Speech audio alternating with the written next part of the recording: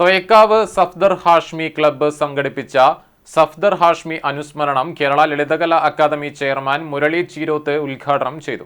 മികച്ച സൈക്ലിംഗ് നീന്തൽ താരവും ജീവകാരുണ്യ പ്രവർത്തകനുമായ റോണി പുലിക്കോടനെ സദസ്സിൽ ആദരിച്ചു. വെങ്കിടങ്ങ് പഞ്ചായത്ത് കേരളോത്സവത്തിൽ മികച്ച പ്രകടനം കാഴ്ചവെച്ച ഹാഷ്മി ഗ്രാമീണ വേദിയുടെ പ്രവർത്തകർക്ക് സമ്മാനങ്ങൾ വിതരണം ചെയ്തു. ഹാഷ്മി പ്രവർത്തകരുടെ കലാപരിപാടികളും ഗാനസന്ധ്യയും നടന്നു. മുല്ലശ്ശേരി ബ്ലോക്ക് പഞ്ചായത്ത് ആരോഗ്യ വിദ്യാഭ്യാസ standing committee chairman Shaju Ambalath വീട്ടിൽ അധ്യക്ഷത വഹിച്ചു.